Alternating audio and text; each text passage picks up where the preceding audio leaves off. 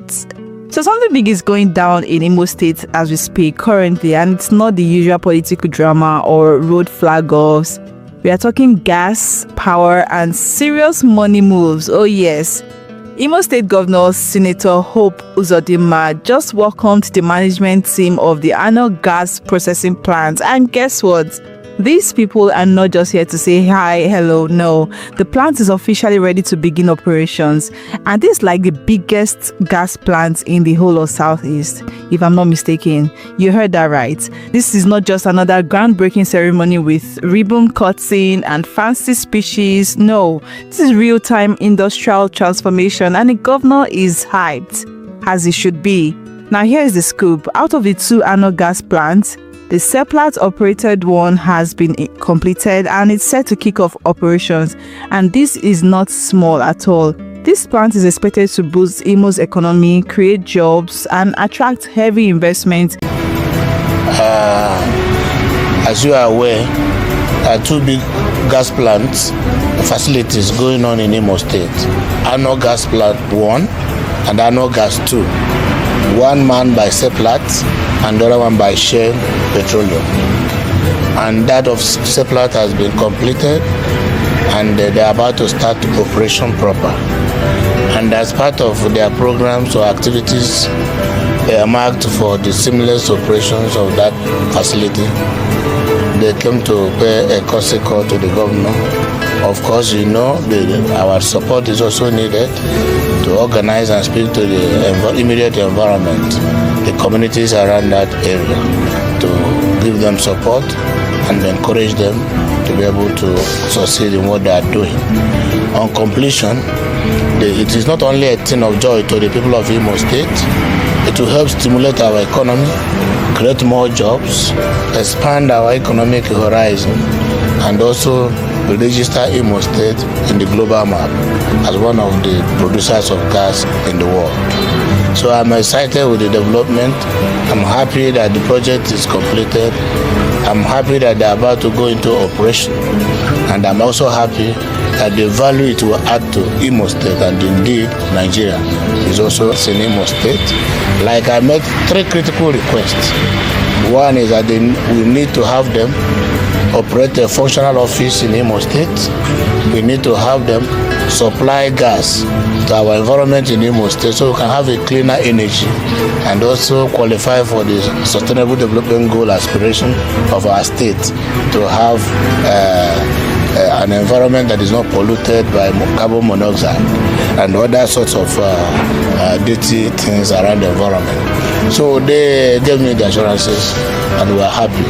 Imo is on the rise, Nigeria is on the rise, and we are in support of our Anoh gas project so that they can create a win-win situation for all of us in the society. You recall that Oraifite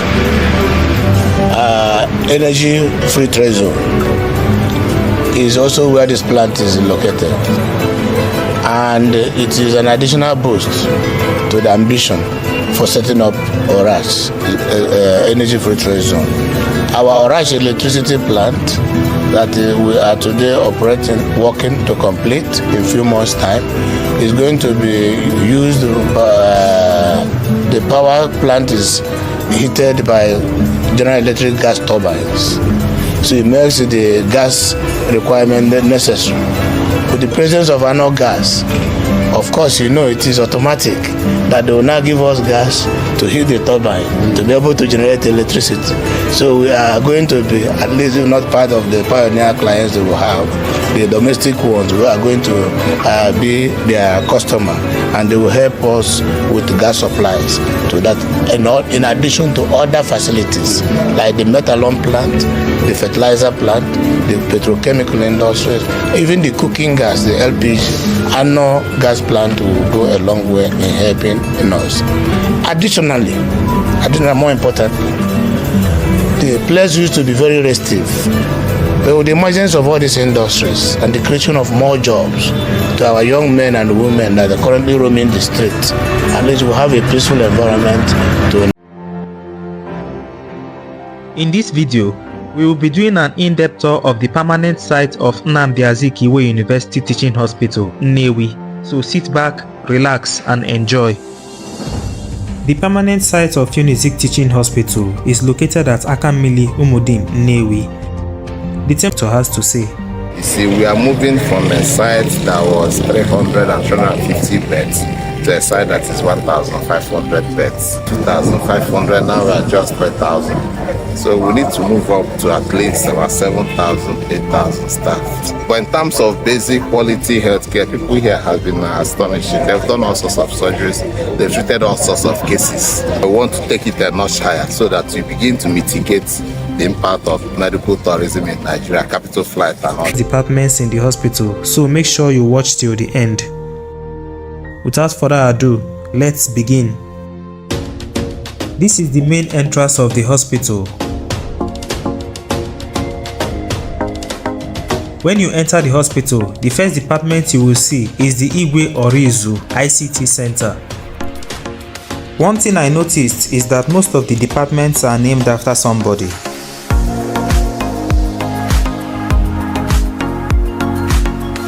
Next, we have the President Bola Ahmed Tinubu Administrative Complex. It is one of the newly completed buildings in the hospital as at the time of making this video, and it will be commissioned in the next couple of weeks. This is the back view of the administrative complex. This is the accident and emergency complex, where we have the trauma and surgical emergency department and medical emergency departments.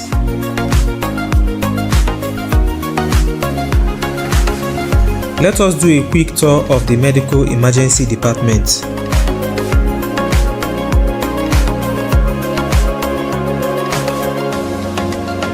This first ward is where adults receive treatments.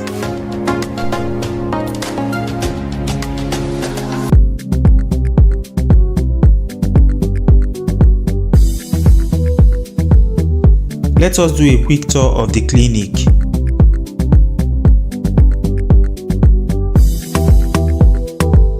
This is what it looks like from the inside.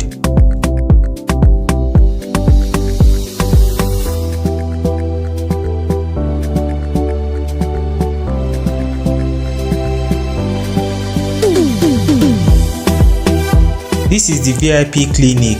As the name implies, it is meant for the VIPs. Let us go inside so you see what it looks like for yourself.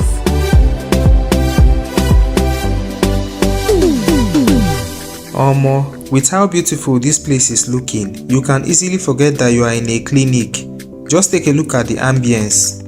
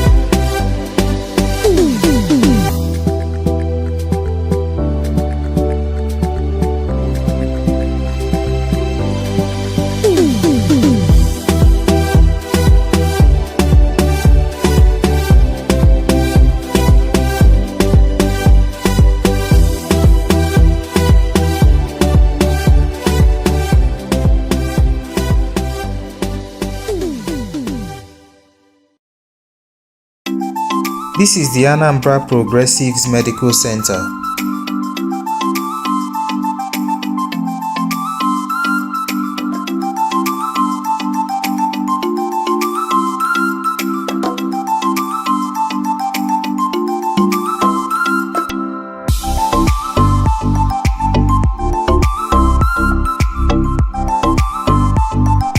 Behind Anambra Progressives Medical Center, we have Sir Emeka Offor Medical Complex. The ground floor of the building is where you have the male wards, while the top floor is where you have the female wards. Let us do a quick tour of the ground floor.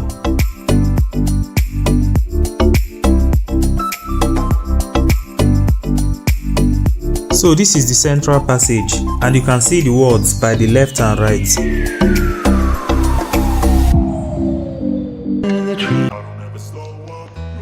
International Conference Center, Enugu, was a project long started by the previous administrations.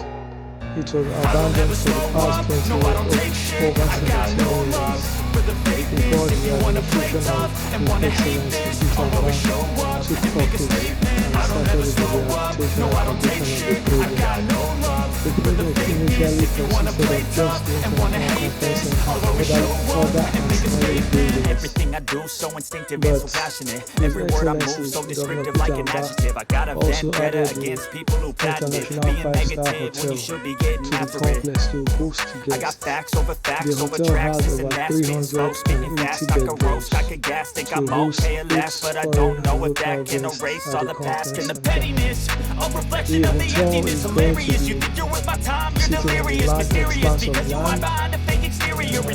and also occupies the same compound as the International Conference Center. The location of the International Conference Center and the ICC just opposite the Aquarium.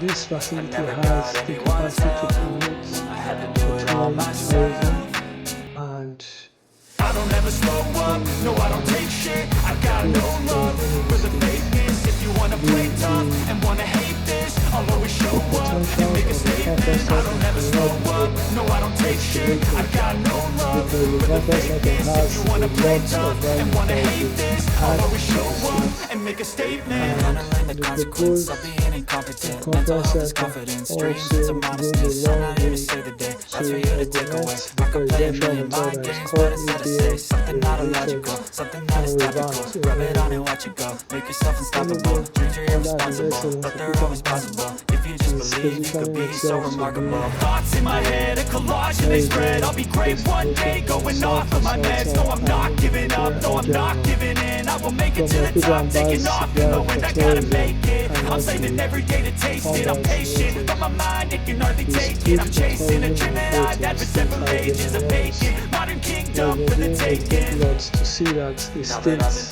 have a positive light when it comes to promotion of energy to non I don't ever slow up, no I don't take shit. I got no love for the fakeness. If you wanna play tough and wanna hate this, I'll always show up and make a statement. I don't ever slow up, no I don't take shit. I got no love for the fakeness. If you wanna play tough and wanna hate this, I'll always show up and make a statement. I don't ever slow up, no I don't take shit. I got no love for the fakeness. If you wanna play tough and wanna hate this, I'll always show up.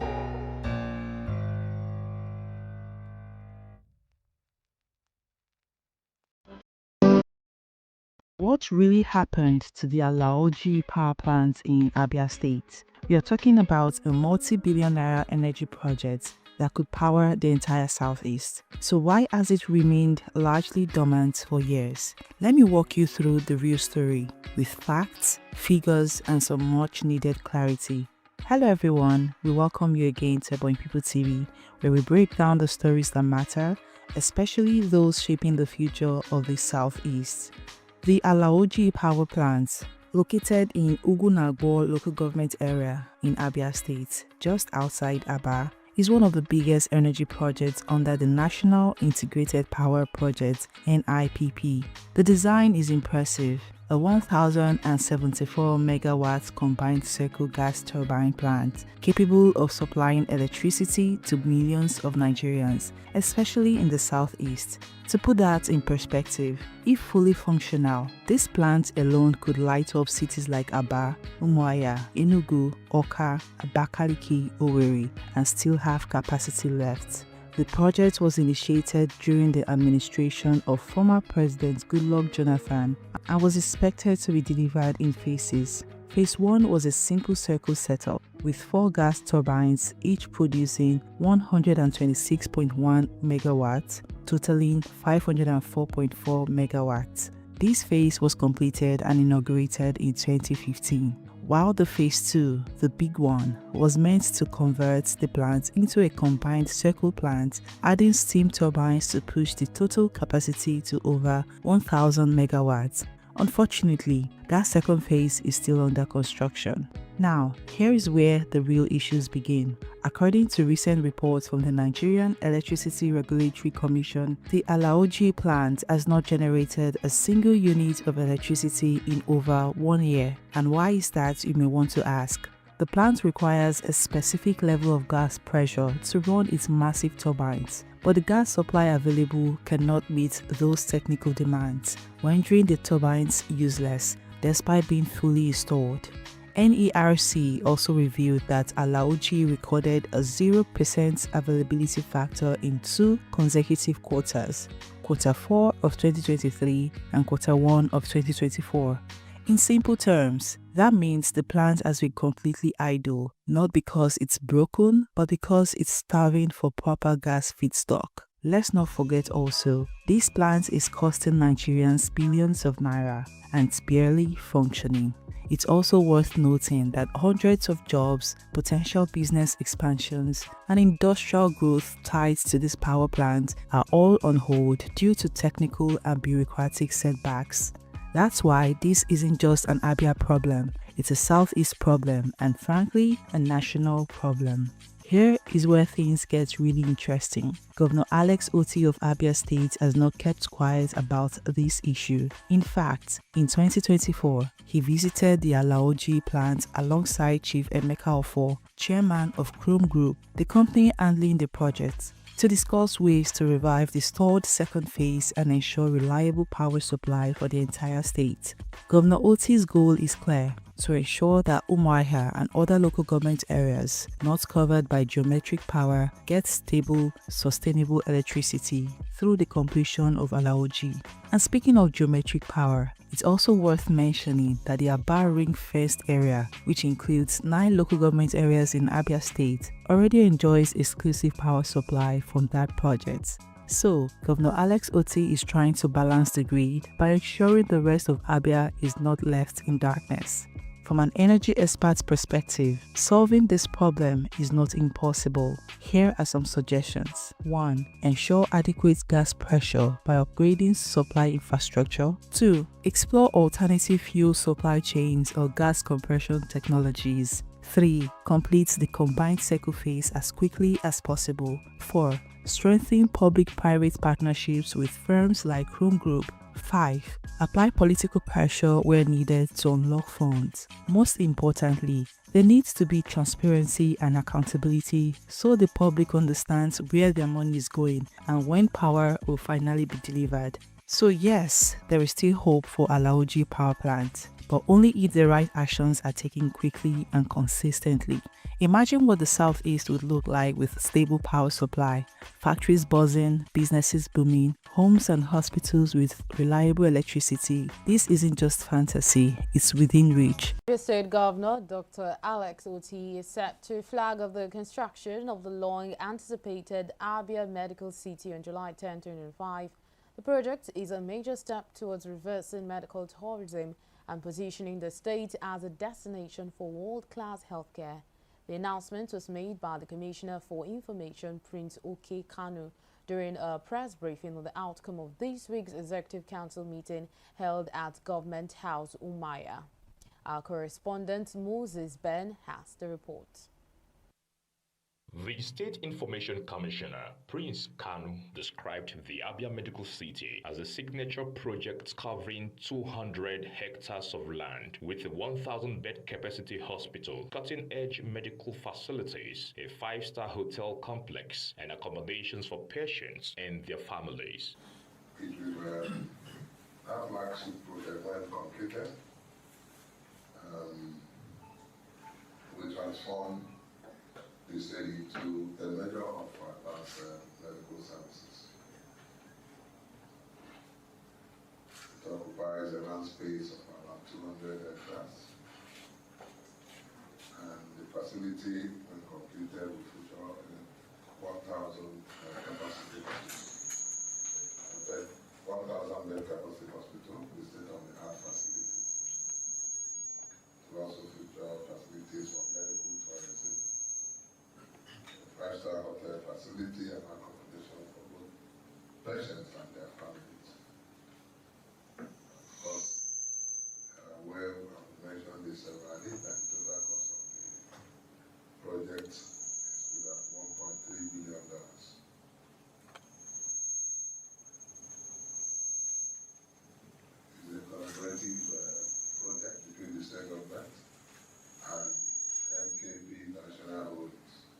Prince Kanu revealed that the state has paid 4.1 billion naira in counterpart funding for the ramp project, a testament to the OT Abia Medical City will not just serve the medical needs of today, it will open our eyes to the possibilities of tomorrow. While the medical city would run as a private facility offering premium services to individuals and families with the resources to pay, the holistic medical architecture in Abia will be rejigged to effectively support everyone else with simple and complex medical conditions.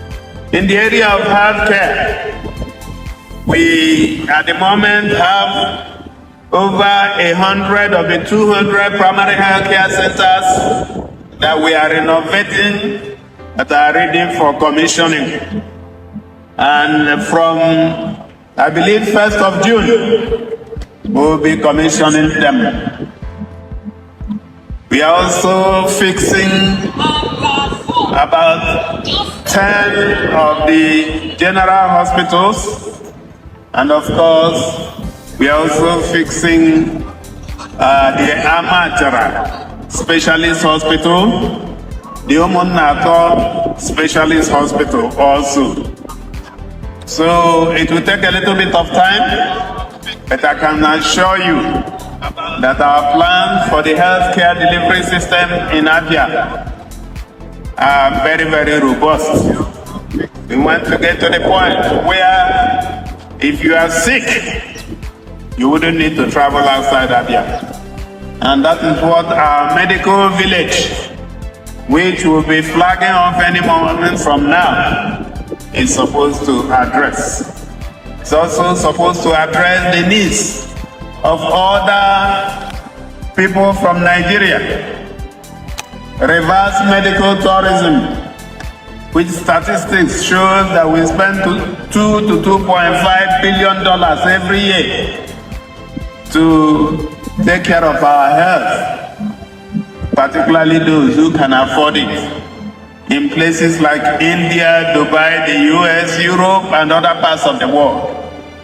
The idea of the medical village is that anywhere you are in Nigeria, if you think proper healthcare delivery system, you should think Abia State. His Excellency, Awka Janye Kaina Naro, Iye Chuku Jigaro, Abiriba. Out to the Enugu state government, Governor Peter Mbah is not here to play. The man is literally putting Enugu state on the map with one of the most ambitious projects we've seen in a very long time. A 135.5 kilometer standard gauge railway line that connects cities across the southeast all the way to the Anoh seaport in Rivers State. Now let's break this down. This isn't your regular announced and abandoned project. No, this one is state-owned and fully backed by feasibility studies and international partnerships. From what we are seeing, this railway project is a game changer not just for Enugu State, but for the whole of Igboland.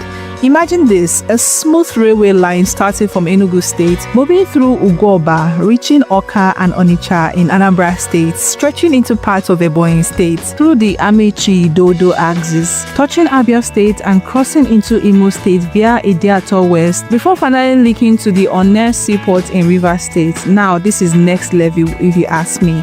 And guess what? It's not just about passengers. This railway line will carry cargo too, meaning all our foodstuffs, farm produce, coal, and even minerals can now move faster, cheaper, and safer to where the money is. One major issue we have always faced in the southeast is transportation. Bad roads, high logistic costs, and no direct link to seaport.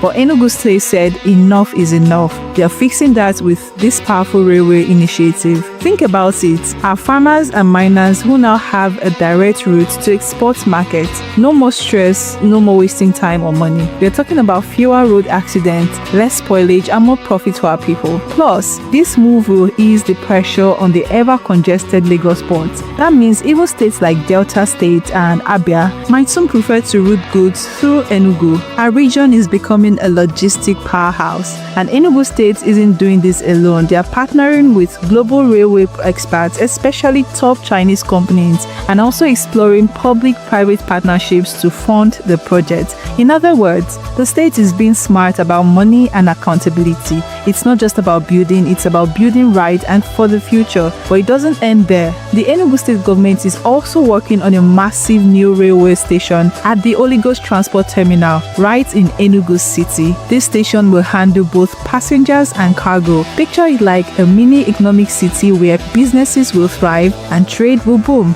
And to top it all off, they are planning to launch an inland container port. You heard that right, a dry port in Enugu that will serve not just the southeast but also the northeast. We are bringing the ports to the people instead of dragging goods to the coast. That's brilliant thinking. Now, let's clear the air on one thing. The federal government is also building a railway line from Abia to Enugu.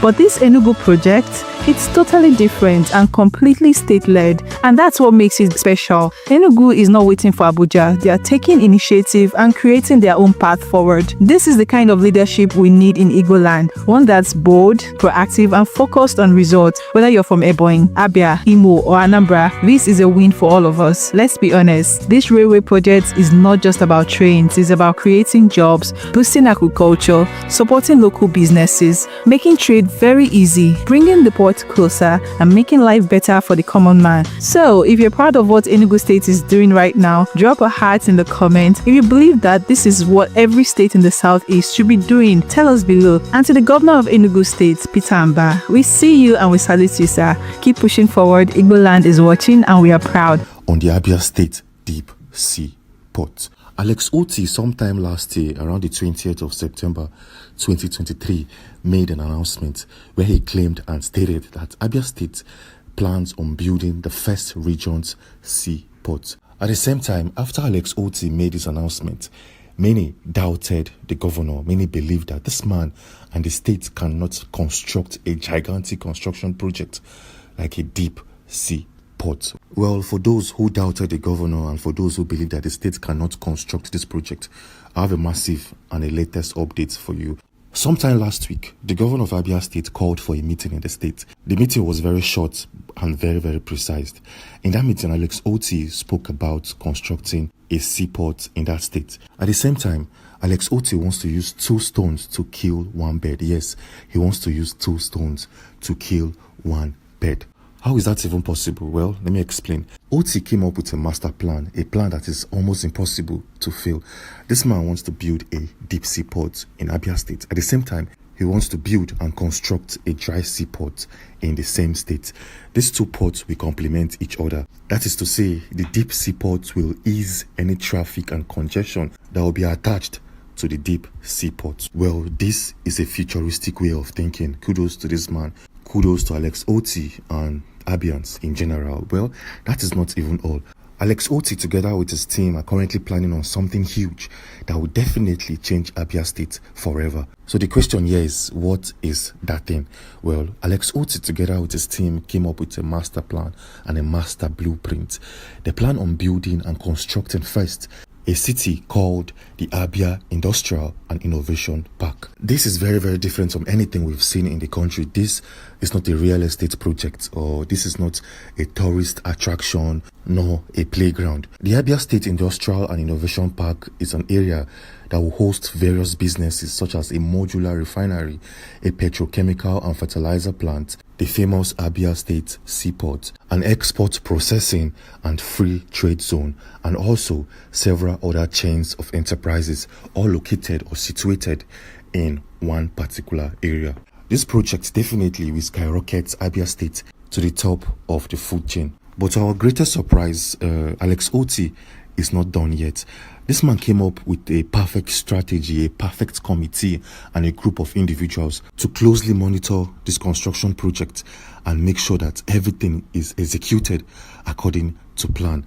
Alex Otti is trying to avoid raising a failed project or constructing something that will not benefit Abians directly. Take, for instance, the Ebonyi State Airport. This airport gulfed billions of Ebonyi State funds. This project was executed by the previous or the past governor in the person of Umuahia, who currently is the Minister of Works in Nigeria.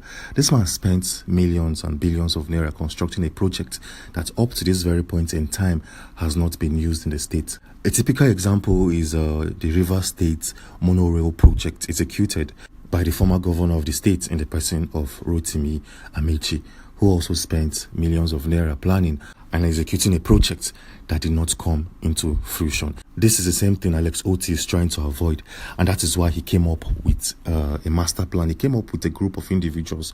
Showing right now on your screen is the name of this group. This is called the Abia Global Economic Advisory Council. One interesting thing about this council is the fact that it's open for all Abians and all Nigerians to join and partake. It's a very, very open council where you can just simply go onto the website of Abia State government and register to be involved or to be recruited into this council. It's free of charge and anybody can do it from any part of Nigeria. And now let's talk about the funding of this project, this seaport that will be located or situated in the state. Well, based on calculations and based on estimates, it will cost Abia State the total of $100 million to pull off this kind of construction project in the state. $100 million is the same amount used in constructing the Suez Canal, which is an artificial sea level waterway located in Egypt, connecting the Mediterranean Sea to the Red Sea through the Isthmus of Suez and dividing Africa and Asia. The Abia State Seaport project will be a direct replica to the Suez Canal based on the blueprint and based on the foundation. So if $100 million is the total amount needed by the state governor or the state government to construct a seaport in the state, is it possible for Abia State to raise this amount? Well, let me show you something very, very interesting. As of 2024, Abia State is ranked the 4th most industrialized state in Nigeria. And based off a statement made by the governor on the 9th of July this year, he claimed that Abia State generated a total of 15.5 billion naira in just 6 months alone. So you see, funding this project will not be a problem because Abia State is industrialized enough to raise funds, to raise finances for a project like a seaport in the state. Interestingly, the governor of the state has other options. He has other way or manner to raise funds. Showing right now on your screen is a statement released by Punch newspaper where it states Nigeria African Development Bank approves $115 million loan to Abia State for road rehabilitation, erosion control, and solid. I am here once more as usual. But the difference of today's video and other videos I have done in the past is that today's video is going to be the heaviest video in my channel or on my channel. And the reason is very simple. What we are going to talk about today is not going to be believable for some of my viewers because the project on board here is mind-blowing, including me myself. When I heard about this project, which I'm going to talk about right now, I did not believe it. I did not. So if you don't believe it, you are right. Because the first time I heard about this project, I did not believe it until I saw the proof and read, heard, and went deep to investigate. Everything happened to be 100% truth. And why did I doubt it in the first place? Well, there is nobody who will hear that Aba will look like this in the next 3 years or 4 years that will believe you. Nobody will believe that Aba is going to look like this. How would somebody wake up in the morning and someone showed him this picture and say, this is the new project that Alex Otti is going to finish before the end of his tenure? Are you going to believe it? No. No. Why? Because something like this has never happened. But there is a say that there is first time in everything. What you are looking at are skyscrapers. And the story behind these skyscrapers is too long because you are seeing 2 skyscrapers, right? Actually, they are 24 in numbers and will be built in Abia State. These are the skyscrapers that will be built in Abia State by the Chinese people. And you would say, how did Chinese people agree to build these skyscrapers in Abia State? Well, Let me start from the beginning, because otherwise you would doubt as I doubted. Now, we all knew that Alex Otti built this Ariaria market. This Ariaria market you see here, the people who control the building are Chinese people. Most of the things supplied to finish this market were supplied by the Chinese. And after then, some Chinese people still have some stores in Ariaria market. But that is not the major issue here. The major issue here is that this Ariaria market you are seeing has phase 1 and phase 2. The one you are looking at now is phase 1. All the shops done by Alex Otti in the phase 1 had all been sold. Listen very carefully. They had all been sold. Paid cash. The money paid cash. Now, Alex Otti has come to phase 2 of Ariaria, came up with a modern design. This one you are seeing is phase 2. This phase 2 has everything. What you are seeing here is phase 2. It even has fire service. Do you know what? Immediately the Abba people saw the plan. They rushed the phase 2. All the shops in phase 2 has been subscribed to, sold out before they started building it. The Chinese people never seen anything like this in their life. And they say, you know what? We are ready to sign a agreement by the Chinese people. See the model they presented to Alex Otti. This is what it is. It is going to be modernized city. And the most beautiful city. Everything may even come faster than we expected. So I do not want to make this video too long. You have already seen everything as it is happening. And some of them amazed me. So let's cross our fingers, as I said earlier. Thank you very much for watching. To build structures is not difficult. What is difficult is to convince our youths to start up something, to learn scale and new innovations. That is what is very difficult. Sincerely, today is a day of great significance, not only for Ebonyi State, but also for the southeastern region of our great country, Nigeria, and indeed for the Federal Republic of Nigeria. I am profoundly honored and filled with immense pride as we gather here in Ihiala, Ohauku local government area to officially flag off the Ebonyi State Industrial City project. A project that symbolizes hope, enterprise, innovation, and enduring spirit of our great people, the people of this great state Ebonyi. When we articulated the People's Charter of Need, we envisioned a state transformed by bold ideas, dynamic investments, and sustainable development exactly as our people want. This industrial city stands as a testament to that vision, and our administration's unwavering commitment to economic realization, job creation, and inclusive growth. Ihiala Industrial City is not merely a construction project. It is comprehensive and deliberate strategy to reposition Ebonyi State as a foremost destination for industrialization and economic expansion.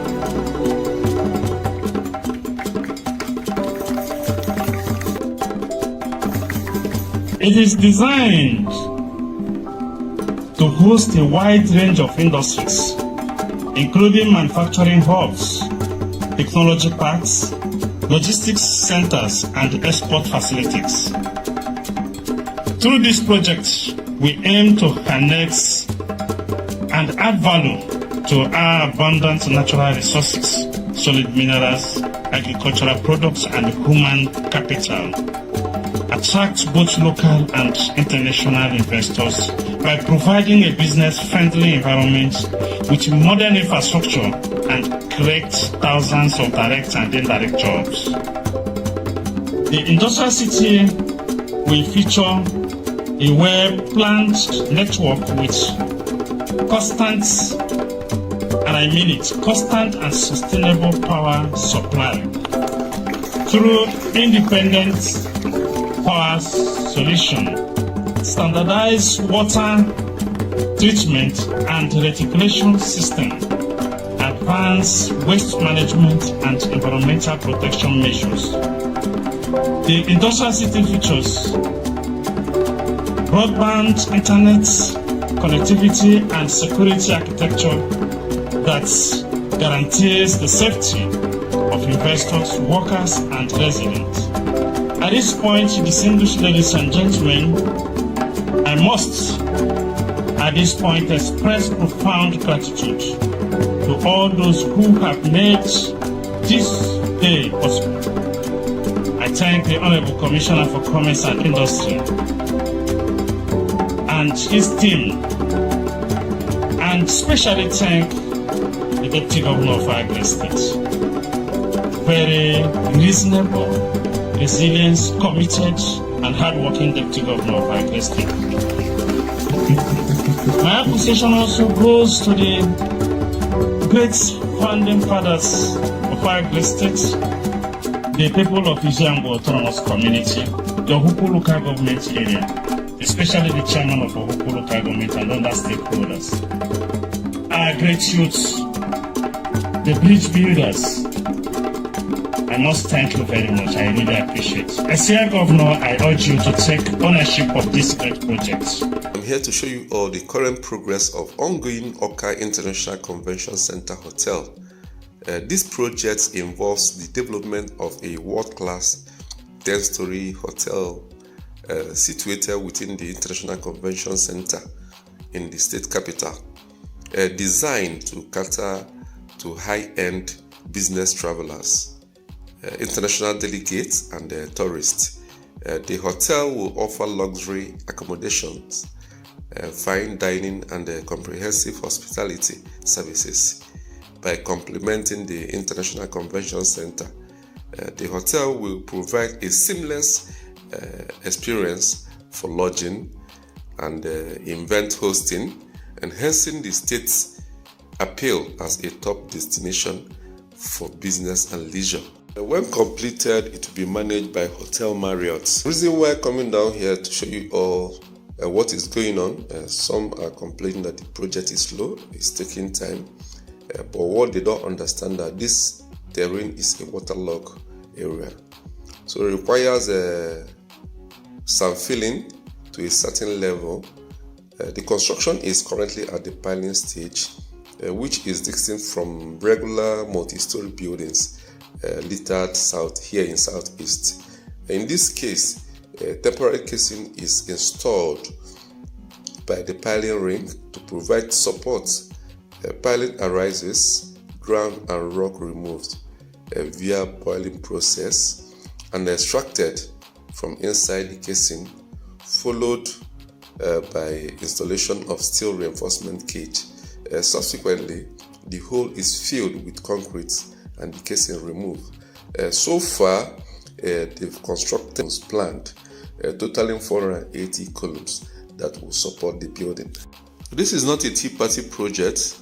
You can see the length of one column reinforcement cage.